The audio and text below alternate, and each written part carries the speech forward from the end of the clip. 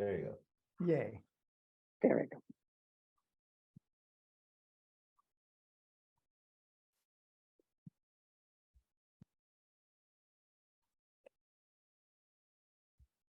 Welcome, everyone. Thank you so much for joining us today with Zeitgeist Spirit of the Time. We are in episode 18, and we have the amazing Rob't Coltrin with us. We will get started momentarily.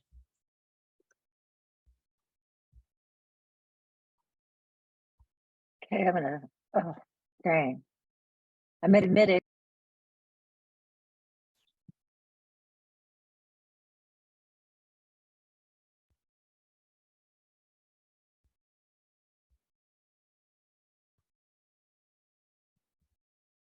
Welcome. Thank you so much for joining us today for our Spirit of the Time episode. We will get started in about 1 minute.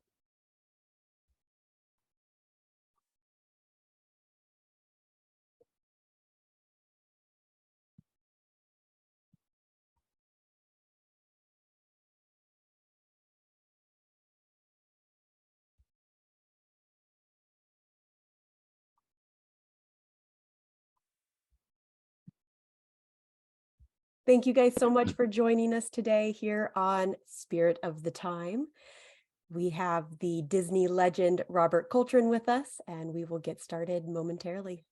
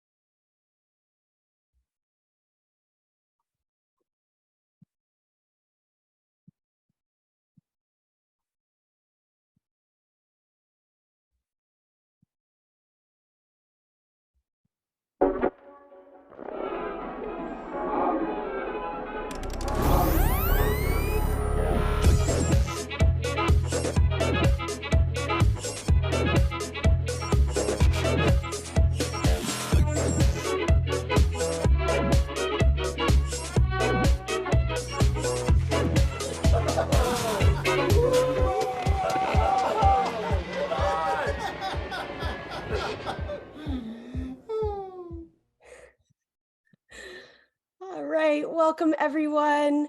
Welcome to Zeitgeist Design and Production. I'm Becky Kiefer, Studio Director. Time travel is the ultimate immersive experience. VR, AR, and the metaverse are but child's toys compared to sailing across the vast seas of time. And here in the Zeitgeist Creative Studio, aka R&J's Time Travel Emporium, imagination rules and time is always of the essence. Now, this is where location-based entertainers Ryan Harmon and Joe Cicero study the past and spend the present envisioning the future of UXIRL, user experiences in real life.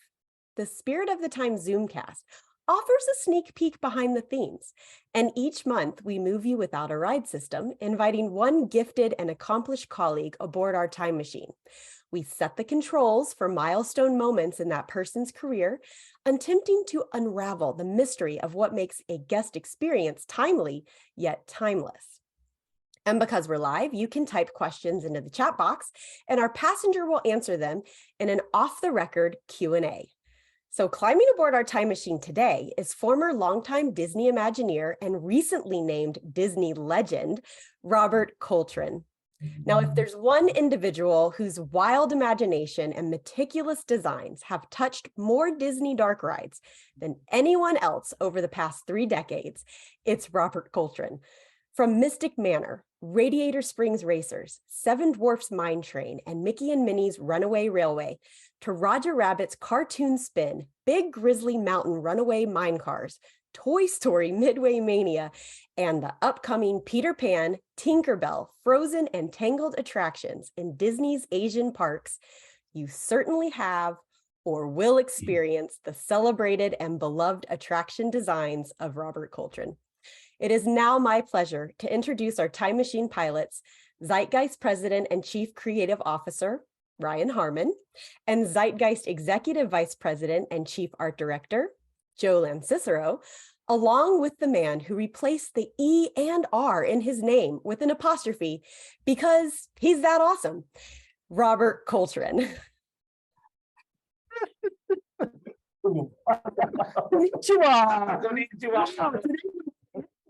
Future, Sure. because we wanted to experience Robert's amazing work at the Fantasy Springs in Tokyo. Yeah. It did not disappoint. Oh, Oh my God. Tinkerbell ride. How cool Oh, is that? and Peter Pan. Prime- is- I know, that's so awesome. It's amazing. So, if they get a chance, 2024, go where we just Just this time travel. go to Tokyo Disneyland.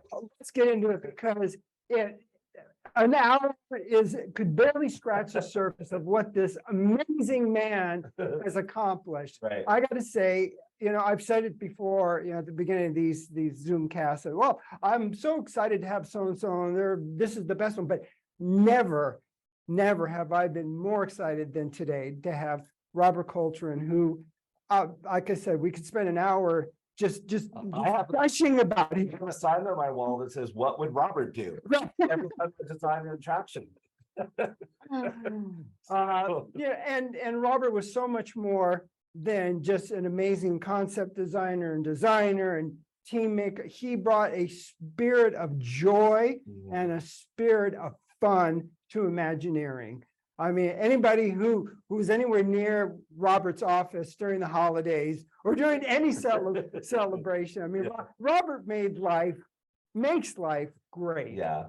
Besides being an incredible designer, an incredible Yeah. Welcome, human being. Robert, welcome. So happy to have you here today. So we're gonna set the time machine for about 1970. Looks like you're about 5 years old, and there's a little girl in your neighborhood, and you're like pulling her Disneyland map away. What is going on here? Well, when I grew up in San Jose, and we didn't have much money, and we never made it to Disneyland when I was a kid. And Yeah. but I had a very strange fascination with it. I think, like the rest of America, we all watched The Wonderful World of Disney every Sunday night, and maybe that's what got me. But I remember she had a map of Disneyland in her room, and I'd go visit a lot. And finally, she got tired of me probably visiting, and she just gave me the map. And I still have the map to this day. And I remember Wow. when we first went to Disneyland, I gave tours because I had studied the map so much. Wow. Wow. So it's 1973 and you made it there. Yeah, you finally got there. You're what, 8? No, yeah, 8. That's so cool. 11. 11. Oh. Okay. So did you do Disneyland, Knott's, and Universal all in one SoCal trip? Even though you were in the time machine, I have trouble in my time machine going back. And I think we saw Knott's that year, and then maybe the year later we went to Universal. Back when it was, if you all remember, it was just a tram tour, and that's all Yeah. it was. Yeah. So what kind of impact did these places have on you? It was a lot. One, I finally got to see this place that I'd seen on maps and friends telling me about forever. And it was exciting. And I think, when you're 11, it's kind of that magic age. You still believe in things, and yet you're kind of aware enough to actually get it, to go, oh my God, this is a real thing, and somebody did this. I think when you're 5, it's all just color, but by 11, you really start to take it in, and I was mesmerized. Yeah. Wow. So Robert, one of the hallmarks of everything that you did at Imagineering was a super high degree of showmanship. In fact, that's what I think key to what you're supposed to do in Imagineering as an Imagineer is a showman. I mean, basically we put on shows, and those seeds of being a showman were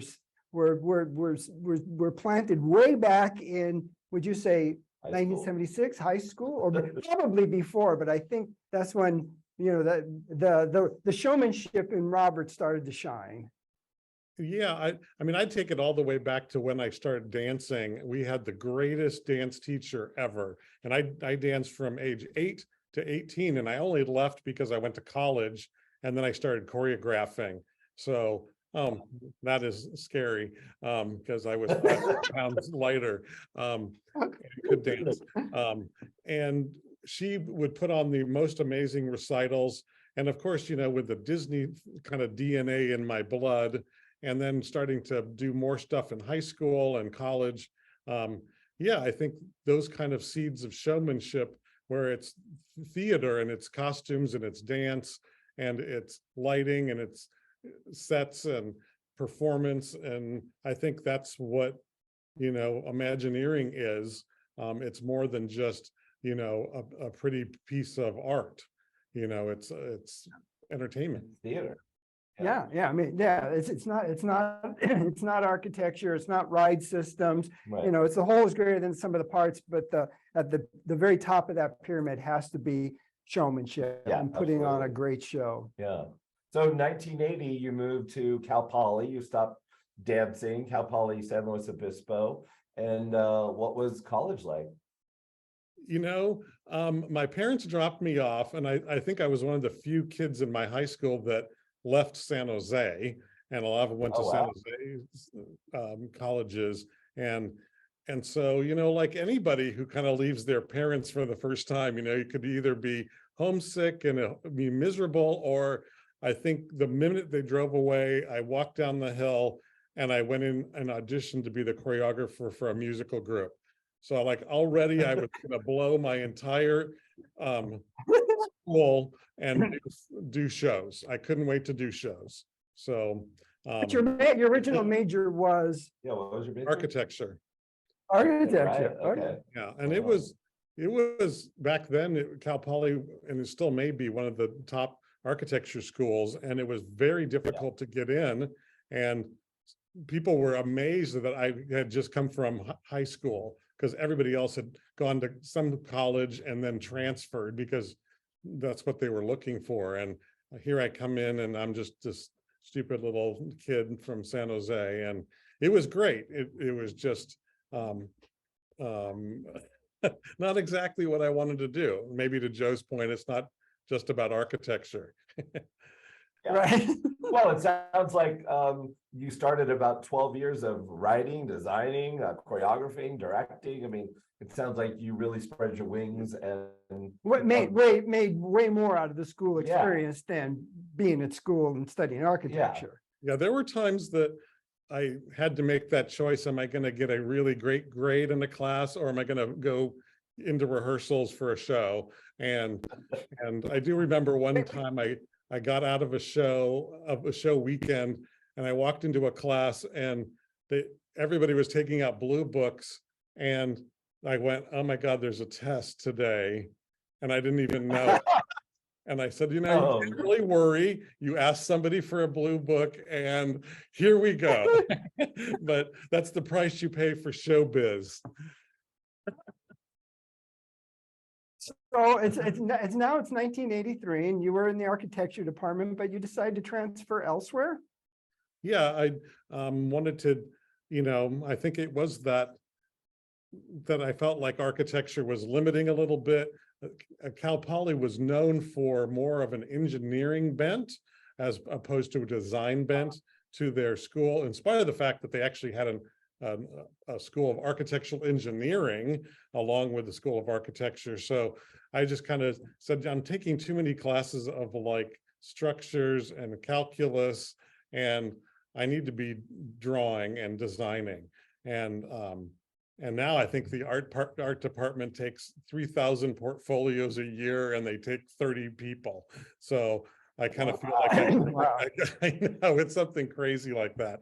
And I feel like I got in and got a great training, and it was actually more of a graphics background than it was, because it was applied art and not fine art. Oh, okay. Okay. Well, you know, I could make the comparison to Steve Jobs, who, you know, Yeah. took a calligraphy class Yeah. and claims, you know, that's what really established the aesthetic, you know, understand Right. that. And I think, Robert, that's what you brought good taste to all your design, you know, and I think understanding choreography, understanding architecture, it's all about understanding form and Story, too. function. Well, the story part and the showmanship part, like I already mentioned, that was the big part, but Yeah. it wasn't just that, it was your understanding of all those other disciplines, you know, and how to apply them to then that great story that I think was one of the many things that makes your work, head and shoulders above everything else that was out there. Yeah. Or is out I there. learned, and I learned a lot from you and many others at work where, you learn every day there. I think after 29 years, I was still learning new things on the day I retired. Yeah. That's, yeah. In fact, I would often say, I would find myself, I would slip and say, I'm going to school today, to my spouse or to friends, Oh, because I always felt, and Robert, you're so right. We learned so much from each other, especially in those early years. We were just a bunch of kids Yeah. straight out of school, especially when we did Toontown. You're going to do a new land at Disneyland. It's like, all of us, oh yeah, and half the company was off doing Euro Right. Disneyland, so they just left us alone. Okay, we're gonna figure this out as we go along. that's so cool. So you graduated in 1986. You begin working for award-winning art director Bob Keane. Tell us a little bit about Bob and what you guys did together. Well, it was interesting how I got there because when I was graduating, the department secretary in the music department that I did all those shows for, she goes, what are you going to do? And I'm like, I don't know. I just have to graduate, just get done. And I thought I'd go home back to mom in San Jose. And two things happened. One, that department secretary said, oh, I used to work in TV. Let me go write a couple letters back in the day when we didn't have email and everything else. Right. And she goes, let me write a couple letters. And at least she goes, there's nice people that will meet with you. And the other one was my friend Chris, who had done some of the shows I was in and created. She needed a subletter for the summer. And she goes, can you move down to LA? And I'm like, well, my mom would kill me if I moved to LA, but I can ask her if she can help me and, for a couple months more. And so I went down to, moved to LA and decided to go get an interview with this Bob. And there was also an interview with the head of graphics at NBC. And I actually met him first. And he said, who else are you meeting?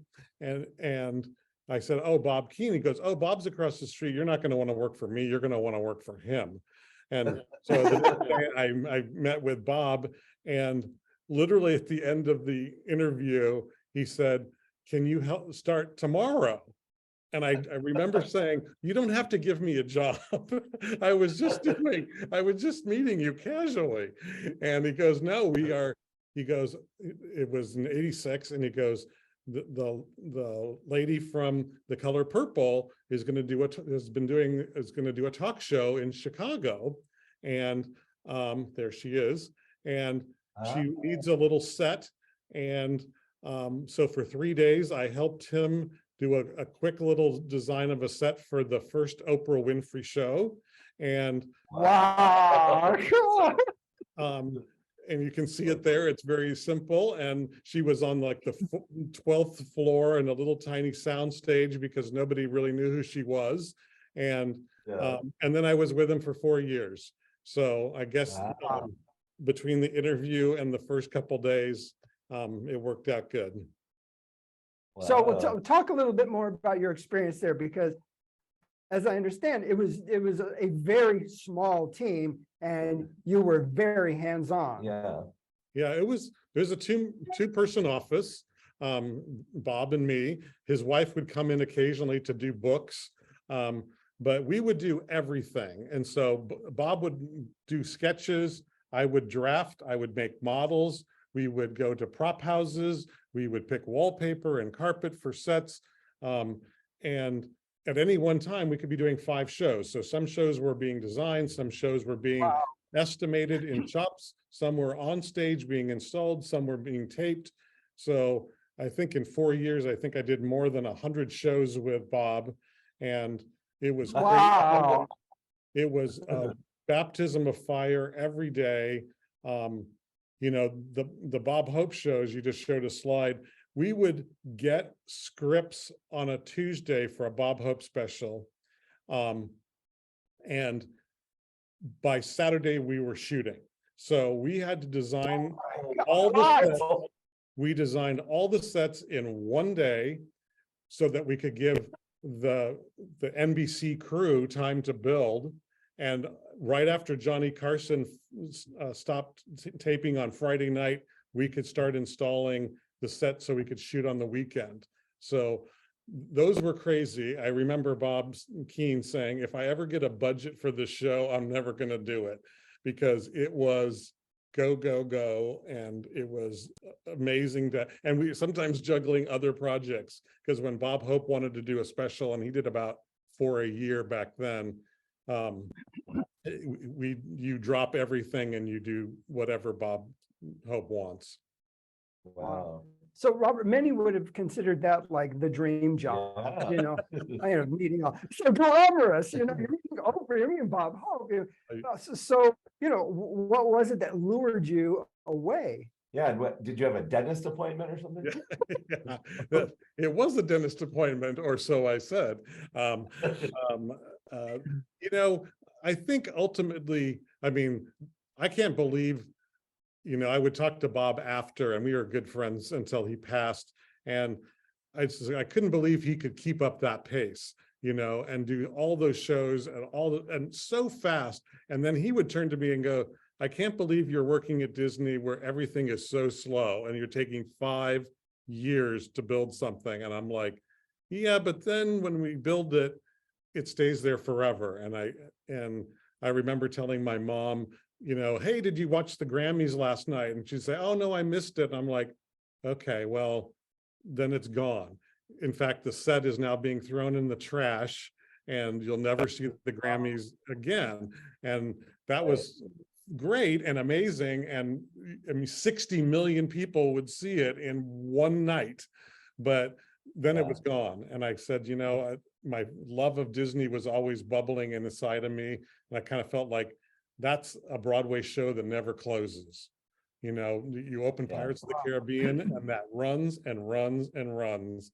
And it's not, oh, Mom, you missed it. It's gone and you'll never be able to ride it. So that's what finally got me off the kind of crazy treadmill of television.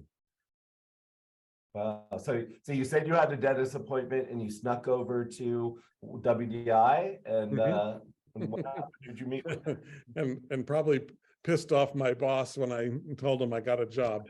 And I met with Randy Carter, who was in charge of show set design back then. And it was the Disney decade in 1990. So Michael Eisner was dreaming big for the coming decade.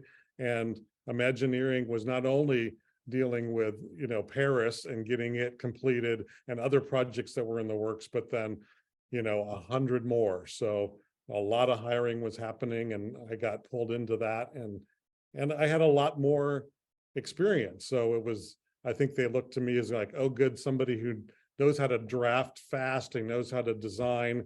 We can kind of use this kid, to our advantage.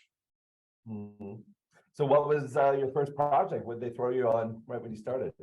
The first one was you were in show set design, right? What? You were in the show set design department. Yep, in show set design. The first one was Muppet Vision 3D for Florida, and a great team of people, and I was just drawing.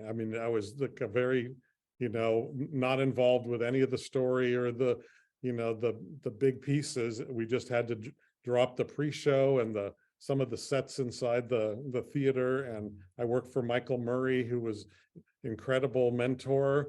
The whole show set department was so helpful to new people and really got you kind of going. The whole department was really great to understand the whole company. Yeah. And then you met some crazy guy in Hawaiian shirts, right? And you got to work on some spinning ride.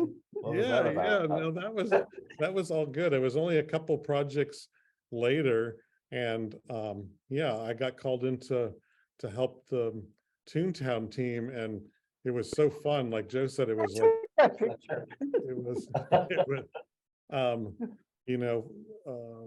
while everybody else was doing other things, and it was like for Disneyland, it was like the dream one. It wasn't like for some park over in Europe that you'll never go visit. It was like right here. And so it was, I think it was one of the first times I did a ride layout for anything. And Rob, I was just going to comment on that. I was so involved with all they were doing all of Toontown, and then there was Roger Rabbit was kind of handled as like a separate project because they did we did Toontown in like 2 years, but then simultaneously, kind of overlapping, we were doing Roger Rabbit. And I just assumed, Robert, that you had laid out a bunch of rides because you had a natural and I will say this, and this is based on my experience of doing tons of rides and attractions and riding at all the other parks. Nobody knows how to lay out a ride better than Rob't Coltrin. Nobody. Wow. With again, that sensitivity of understanding a staging and showmanship and understanding the whole is greater than the sum of the parts and orchestrating things. And I think it all goes back to his incredible understanding of how to put on a show. It wasn't just laying out a ride. Yeah. He was putting on a show that happened sequentially Yeah. through the ride. And I remember we had a lot of trials and tribulations on that show because we had designed the whole thing to be on 2 floors. And then what happened, Robert? Oh, I didn't know that. Yeah. Well, like every single project in all your career, the money is not there to do it. And we go, but there's a balcony already designed for the building, and we know where the vehicles are going to come out and everything. And we had to kind of, as I'd say, burp the Tupperware and get it down to 1 floor. And so it was a new And challenge. Robert, by the way, he did that over 1 weekend. Wow. Yeah, we got the news that we weren't going to be able to go to the 2nd floor. Right. And the following Monday, Robert had relayed out the whole lot. And that's typical of the way Robert would work. You would Yeah. talk to him on a Friday, he would go home, spend the weekend. On Monday, you had genius. Wow. That's Well, and awesome. I tell a lot of people, because they go, why don't you have somebody else do a layout? And I go, for me, the layout is the director, the editor, and the cinematographer of the movie. You're Absolutely. determining how long you're going to be in a scene, what you're going to see, a left turn, a right turn, how long you're there. I'm like, really? I came up with an idea and I'm going to give the directing, the editing, and the cinematography to somebody else? No way. Because as you That's know, a great analogy. right, Yeah. I want to do it because you're going to make choices, and I'm going to have to make Yeah. a choice to shrink a scene, to make another one bigger, and I'm not going to let somebody else do that. I'm going to have to do that. And sometimes it would be either Joe, or for Kevin Rafferty, I would call in a weekend going, hey, what if I cut a scene and slid that thing over, because we just got to make it fit, and because you're constantly thinking of the story and how it plays out. Yeah. Mhm. I mean, and that was constant through our whole careers. I mean, up to one of the last things we worked on, of course, was the magnificent Mystic Manor. That I can say it's magnificent mostly because of Robert's incredible work. Again, laying out the ride, and same thing. We had that moment of finding out we didn't have enough money and we had to cut things back. And I remember you say, oh well, I think it was the atrium scene inside the one of the scenes, and we had, and again, brilliant. Robert figured out how to cut the whole thing. And one of the lessons from that and many of the other things, you always have to remind yourself that the audience will only see what they see. Exactly. They'll never know that, you were supposed to go to the second, Right. or that scene was supposed to be that much longer. Right. Yeah, they wanted the maintenance bay bigger, and you're like, oh, because that's so important to the guests. So that scene kind of got shortened, but we knew. I remember on Hong Kong, we knew right away that it was never going to be an e-ticket. But the funny thing is, a lot of people call it an e-ticket, even though it was kind of meant to be a medium thing for us, in the big menu of things we were doing. Yeah. So let's go back to the 90s, Robert. Then you got to work on another ride, this one in Florida, and that was with a fuzzy little bear and a bouncing tiger.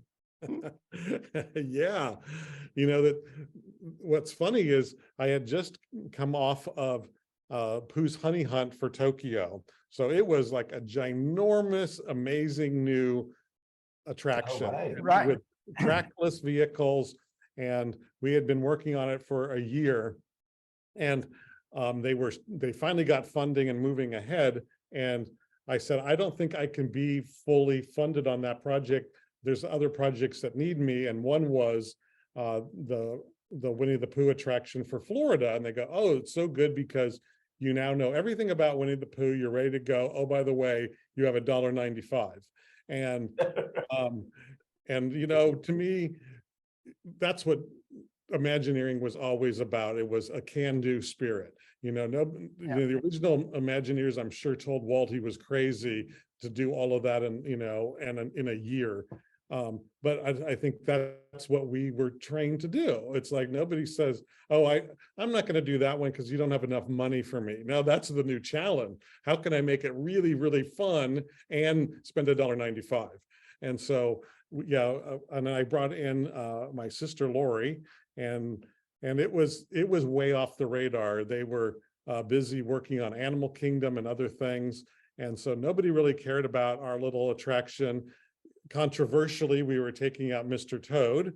Oh, So we there had were all kinds. protests. There were people with signs out there, save Toad. Oh yeah, tell Pooh to go to hell with the little cow devil from Mr. Toad.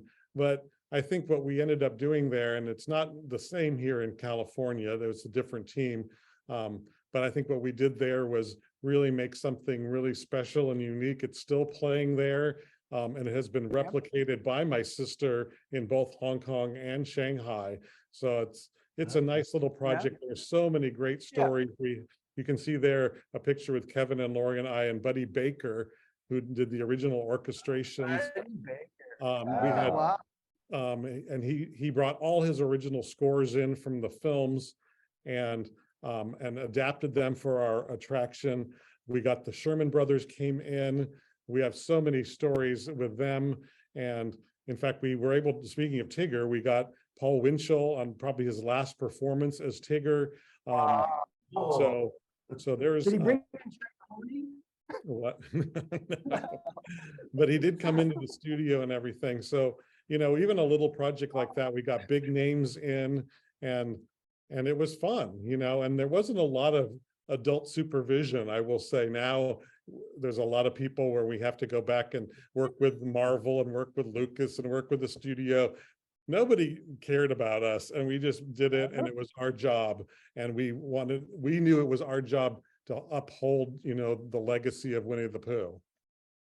Wow. So before we leave the 90s, there were two little fun projects that we did, again, totally off the radar.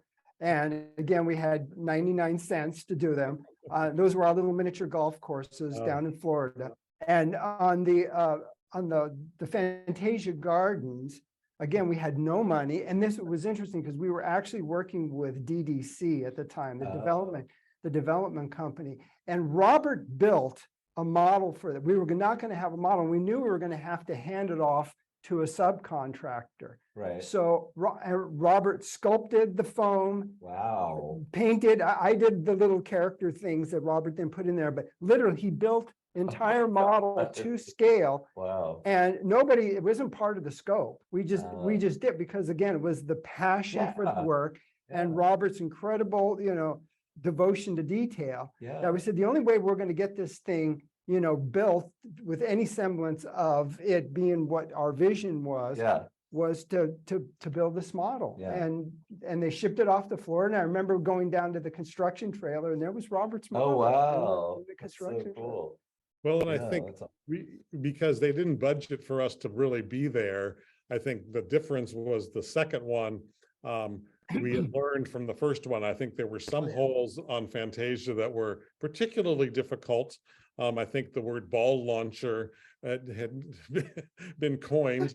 And I think when we did the second one, it was like, no, we need to make sure one of us or somebody's there. And so I ended up being in the field for Winnie the Pooh at the same time and said, okay, and I'm literally standing with the guys who are pouring concrete because we're going to make this one right. We're going to make sure that it's fun and puttable. And I think that shows the difference between something where they go, oh, we want your brains, but we don't want you to be there. This one, they wanted our brains and we got to be there to make sure we got to see it all the way through and be perfect. Right, which is the right way to do things. We face that a lot where clients bring us in at the beginning, don't even imagine we're going to be there at the end. And it's like, do you tell Steven Spielberg, you know what? Why don't you stop filming the movie now? You're not Yeah, gonna the get the storyboards are really good. We're Not yeah, yeah. It just doesn't make sense. So that I'd say is the secret sauce to Disney's success, is let the creative visionary stay there all the way to the end. But interestingly, though, in Yeah. Robert's career, and Yeah. I have to applaud him for Yes. this. You know, you got to a point in your career, Robert, where you knew your value was exactly what you were talking about earlier when we were talking about the ride layout. You know, laying down the foundation for a Correct. project. You know, coming up with the big idea. You know, brainstorming it, doing the storyboards, laying it out. And then Robert had the ability to hand it off to another team. Two trusted people. Yeah, to Right. trusted people. And that was always the caveat is, like on Hong Kong, it's like, okay, well, Joe's going to be there the whole time. He's in charge of the whole portfolio. It's great hands. Or Kevin Rafferty on other projects. I was like, well, we co-created this idea. Nothing is better than handing it over to the other co-creator or my sister that I could trust. So it was never, oh, good, I'm going to hand it over and never see it again. It was always, I know that, you know, and it will get better. Although those people are going to take the idea, and sometimes it was all the way through a model. I mean, I took some of the projects much further, and it depended on the project, but yeah, it was more important to get on to new things because I think other teams were struggling in the upfront part. Yeah. So moving on to new things, the 2000s were just a burst of creativity and productivity from Robert. And I don't even think we can get through all the projects today. Many, I guess people probably don't even know you had your hands Let's mention on. it. Like, okay, let's go through. Okay, Mickey's Philharmagic, awesome. Okay. That went into the Mickey Mouse Theater at Walt Disney World Magic Kingdom first. Is that true? Expedition Everest. Expedition Everest. Again, Robert can not only lay out rides, but he's also great at laying out coasters. So I know that firsthand because he laid out the coaster for the big Grizzly right. in Hong Kong. But prior to that, he did Everest. How many of you knew that Robert Coltrin laid out Everest? Journey to Imagination. And again, you learn from people, and just like I did on Roger Rabbit, where it's like I'd never done a ride layout, but you ask people and you learn the rules and you fumble your way through. It was great to work with Joe Rohde. You know, I was just one of the concept people on Everest, and Joe, of course, Rohde was in charge. And we went. I learned a lot about him and what a showman he is. And I would do coaster layouts. I'd make a little one out of paper. I'd bring it in and Joe would throw clay on it, and then we'd find weird things that made the mountain look ugly. And he goes, yeah, well, can we cut this part of the track out? And then I'd go home, do another one, make another little paper model, and we put clay on it. And we did that probably a dozen times. Very simple, very small to get the layouts right. And it was really fun. And of course, with Tim Stone and others and Mark Mesko, trying to learn how to lay out a coaster, you know, because I didn't know the rules, and it was super fun. Yeah, I bet. That's awesome. Wow. So Wait, let's talk about Journey into Imagination with Figment. We had the imagination that Tony Baxter did. Then they took Figment out and, according to Tony, completely destroyed it. And then you brought Figment back.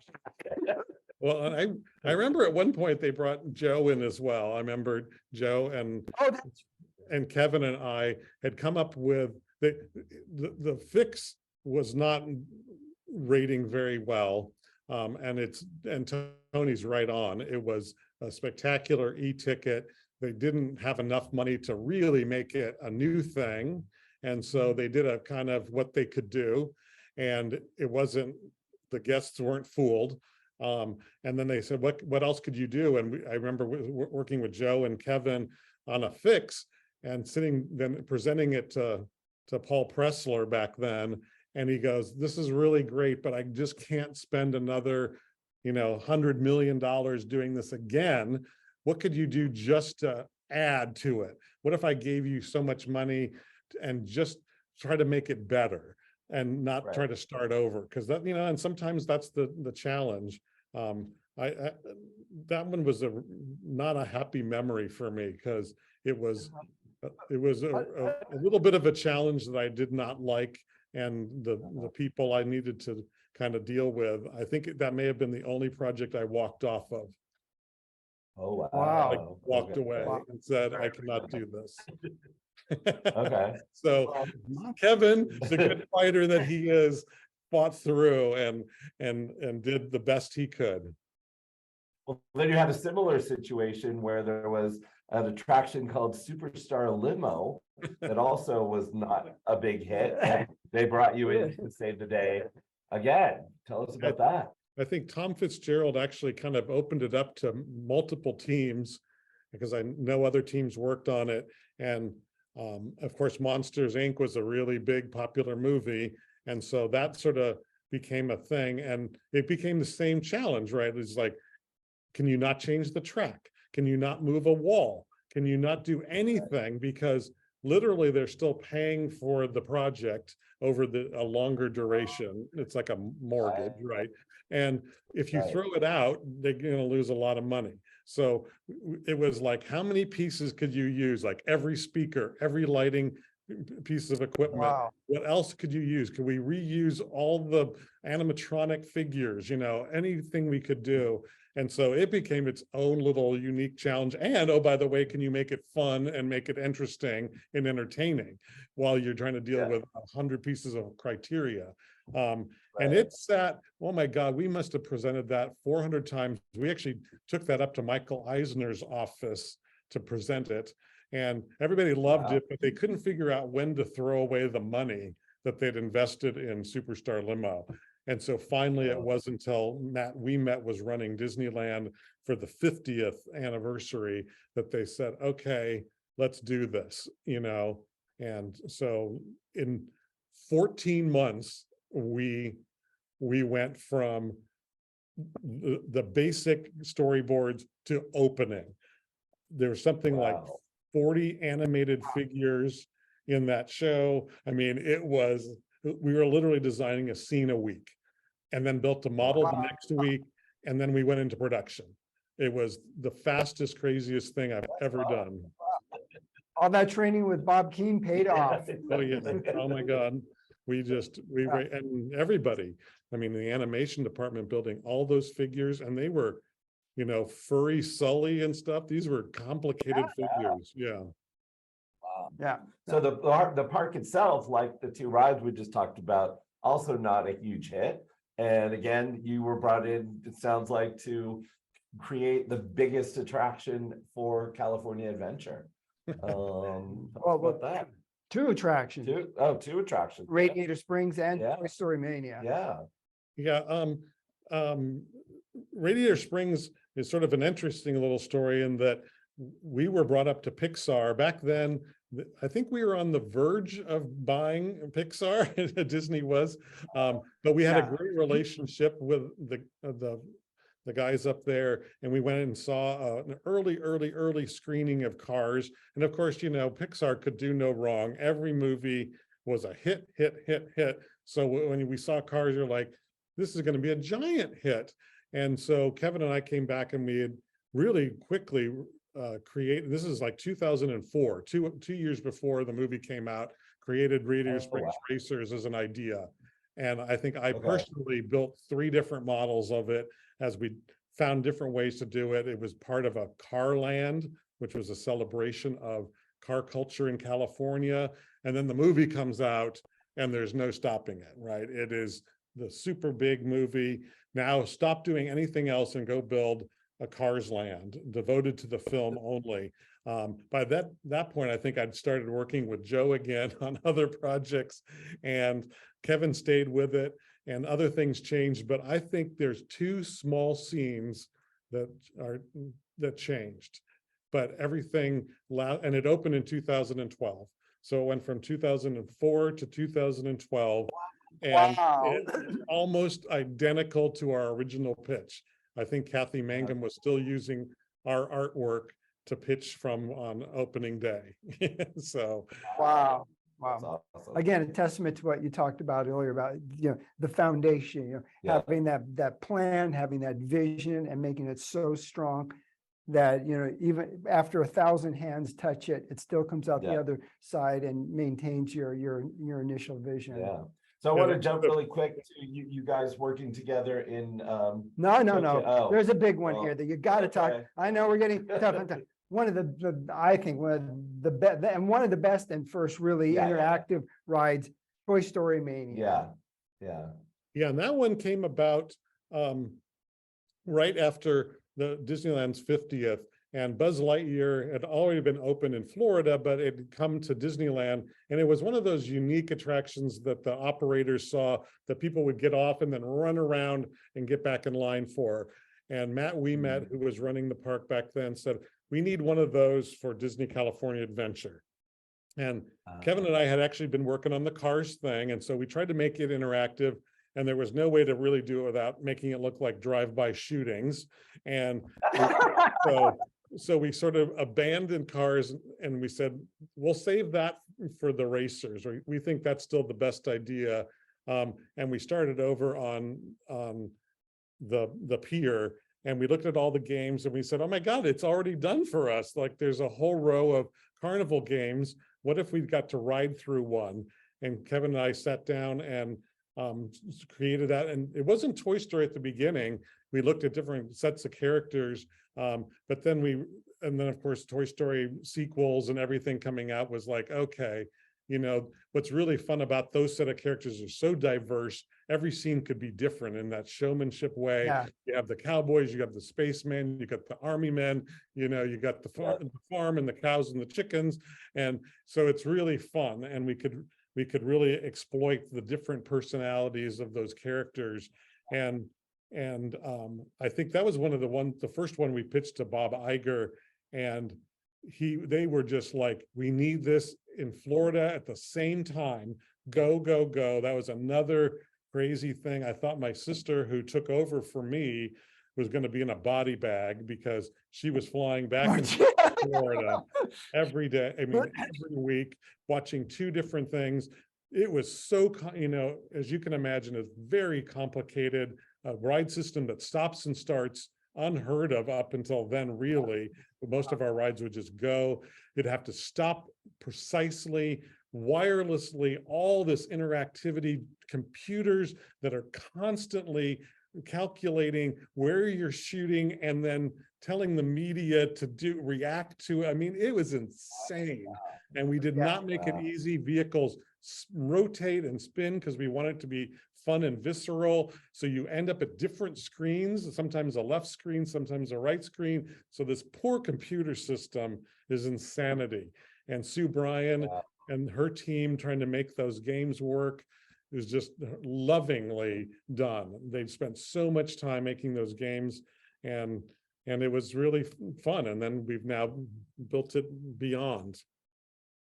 To the guests, I don't think a single one of them thinks about any of that. And that's a testament to the brilliance that the experience becomes so much bigger than the technology. They don't think about all those the ride layout and, like Robert was saying, multiple tracks and blah blah. They're just going to having a great time. Oh yeah. So let's move really quick. I was going to say that Kevin, I remember walking up and he's like, where can we put this? And I go, there's a piece of property behind. He goes, but there's a roller coaster there. And I'm like, we're cutting through the coaster. And we ended up, you load in the front, and we cut right through California Screaming to a very tiny piece of property. So he was always like, how did you figure that out? I'm like, I don't know, just cut steel off. All right, so Hong Kong. Disney opens Hong Kong Disneyland, like California Adventure, not the biggest success. They need 3 new lands. They handed to Joe and Sister.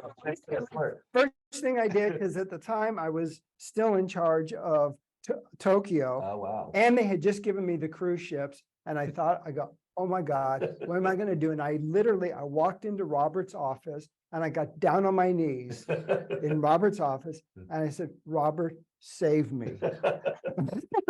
And I remember the next day I had to get on a plane to go to Tokyo. Okay. And Robert immediately initiated brainstorms, started doing artwork. I think I came back from that trip. And again, the foundation for all three of those lands was done. Robert had figured out the concepts, what we're going to do. And again, our challenge there was that they wanted us to expand the park by 25%. Right.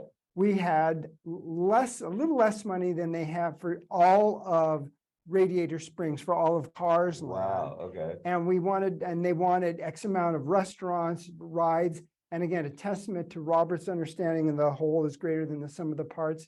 He really figured out across those three lands how to get the most out of it. And as he mentioned earlier, we weren't supposed to have an e-ticket in there. The sum total of the three lands was going to be an e-ticket. But again, because of Robert's brilliance, we ended up with Mystic, which I believe everyone who goes on it comes out thinking they had an e-ticket experience. And why did they not do a haunted mansion when that would have been so much easier? Because it was already designed. And Robert.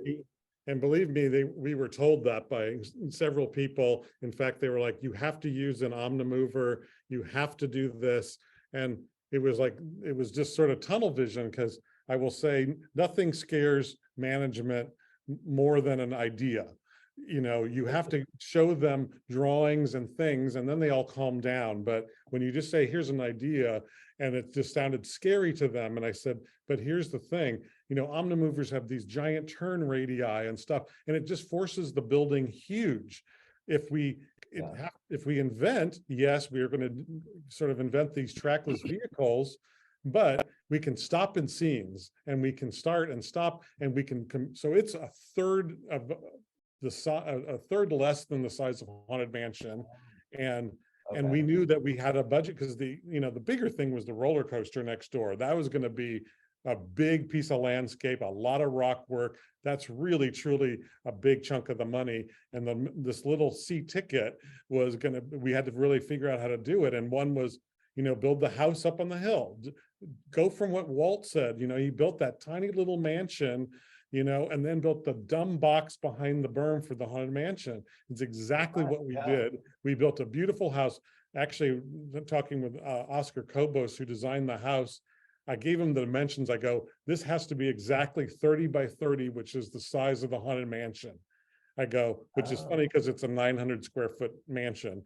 And so there's all kinds of little nods to things like that. So the size of Mystic is the size of the haunted mansion. The stretching room is exactly the size of the pre-show for Mystic Manor. So there's kinds of nods to the haunted mansion, but we determined it wasn't that important to have dead people. We knew the Chinese culture looked at deceased in a different way.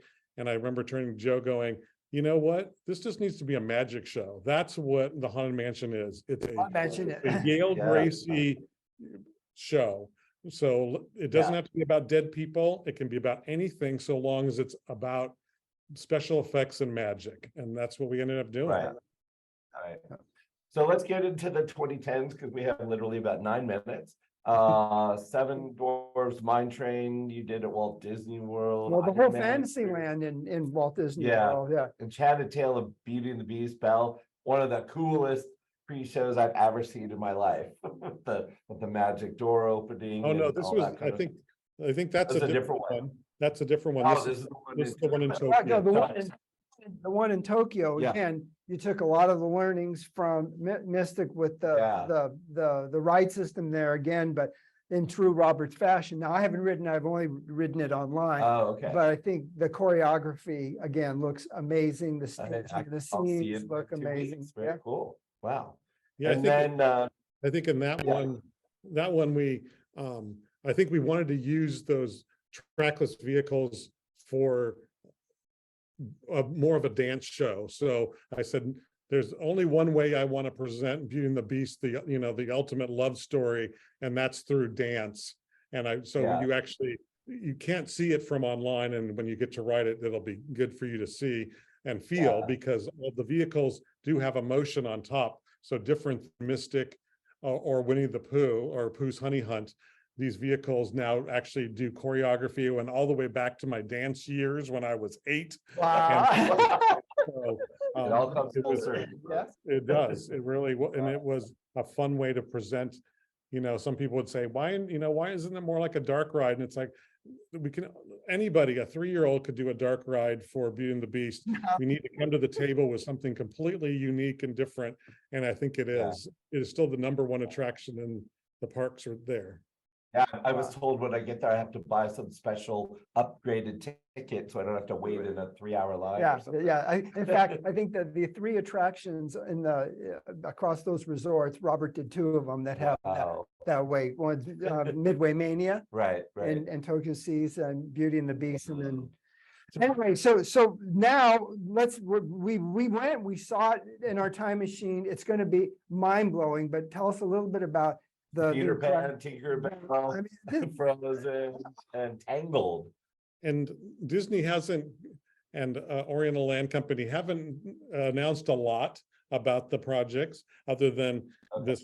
this new land called Fantasy Springs, and they wanted more family attractions. I think Tokyo Disney Sea is known for its thrill rides, and it's got a lot of them, and they're really exciting. But they've really missed on having sort of the fantasy land. There are some in Mermaid Lagoon, but they came to us and wanted this really strange hodgepodge of Peter Pan, Frozen, and Tangled. And we were sort of challenged with how are we going to put those 3 together in a new land. And we came up with this Fantasy Springs, which is really going to be an amazing piece of glue that glues this together. But we also created neighborhoods because, you have a frozen kingdom, literally Arendelle, with the full-size, Arendelle Castle and a brand new boat ride that's not the same as the one in Florida. But then you also have Neverland and you have volcanoes. So we said, you really can't build a land that has all of that together without creating little neighborhoods. And I think that actually makes it better in some ways because it's going to be more immersive, kind of like what we did in Hong Kong. You see a little bit of Grizzly, and then you turn the corner, you're like, ooh, we're in Mystic Point now. You're going to have sort of the same feeling with the springs where you're going to really feel like you're in each of those movies. And there's going to be we got to do 4 rides, 3 restaurants, Wow. shop, a hotel. It is epic. It is going to blow people away. If you think Peter Pan, your father's Peter Pan ride was fun, wait till you see this e-ticket that will blow your mind. It keeps all the heart and charm of the fun little C-ticket flyover, but in a whole different way. So those are great challenges. When somebody says, hey, can you do a new Peter Pan ride? The first thing is, let's fly something over, and you're like, no, that's just going to be a bigger version of the ride we all love. So we really had to rethink it. Wow. So you became a Disney legend a Wow. couple years ago. Congratulations. Super cool. So well Yes. deserved. I was saying this off the record to Ryan and others. Like a lot of the Disney legends, it's questionable. Are they really legends? Some are celebrities, some were politicians and, and politicking their way through the company, whatever. Yeah. But in the case of Robert, truly a Disney legend because, like you said earlier, all those things that your hands touched are going to be there for generations and generations. Yeah. Truly, a remarkable portfolio of work that more than deserved this kind of acknowledgement. Yeah. So 2 questions, Robert. In your career, what do you think makes a great dark ride? I'll go back to my years with Joe, and my first dark ride was working with Joe on Roger Rabbit, and I think that's why I worked with Joe for so many years, and why I worked with Kevin Rafferty for so many years. When you have sort of the same brain as the people you're working with, and I think Joe sort of taught me that what makes a great dark ride is what makes a great movie or anything is you want big epic scenes, you want little tiny intimate scenes, you want blue scenes, you want red scenes, you want purple scenes, you want special effects, you want quiet moments, you want loud moments. And it's like a piece of art. you know, and negative space is your friend, and you want those nice little different moments in there. But I think that's what makes a good ride. It's like not only entertaining and tells a story, but just, you know, in this crazy art form that is 3.5 minutes long, we have to make you feel like you've been on a ride for 10 minutes. And I think a good dark ride does that. Yeah, and nobody was better. And Robert, you always say about all the different flavors, you know, that, you know, you have all those different flavors. So you come out at the end, it's like you went to a great buffet. Yeah. You know. Yeah. Or a range of emotions. Yeah. Like a great film. And lastly, the eternal burning question that Joe and I ask everybody, and that the whole reason why we travel time and space is to really uncover the answer to what makes a guest experience timely yet timeless. You know, and that is really a fun question, and it's a nice, clever play on words, I think. But in my opinion, I will say that if you can be timeless, I don't know if it has to be timely, and timely in my definition would be of the era, because, you know, I think it will be that way anyway. You'll notice on a dark ride if it has cool new technology, or if it's like from the 1950s, you'll see that kind of playing of when it was done. But if you can do timeless, and believe me, I'm not sure the industry is doing timeless enough. When they're favoring timely, and so you get the flavor of the month, but timeless will trump timely every single time, because it will be great, and 400 years from now it will still be great. And so to me, that's what I would invest in, is, though, you know, you're going to always want to make it the coolest, neatest thing, which would make it timely. Right. Yeah. All right. Well, Robert, thank you so much for joining us today. And we barely, by the way, we barely scratched the surface. Well, Robert's going to write a book. Hopefully. Yeah, you need, and But yeah, amazing portfolio of work, amazing career. and just an amazing human being. Again, I mean, that's, you know, you can have smart, talented people, but it really took a special kind of personality at Imagineering. And I think Robert personified like the tops in terms of being collaborative, being open-minded, you know, being able to instruct people, being gracious and generous with everything he did at the highest level. And that was both as a human being, as a designer, one of my favorite people in the world. And thank you so much for joining us. And your work will live on for right back at you, Joe. No.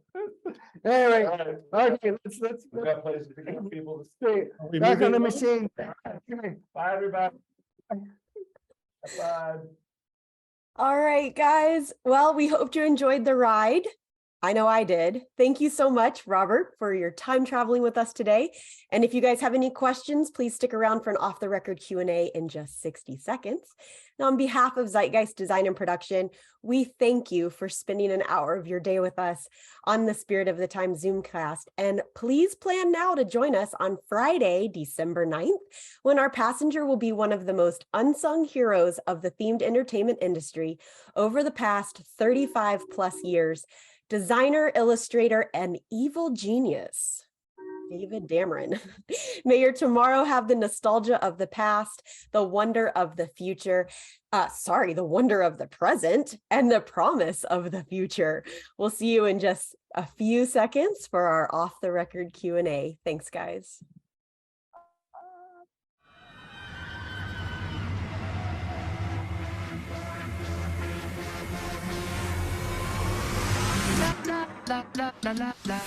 Get it.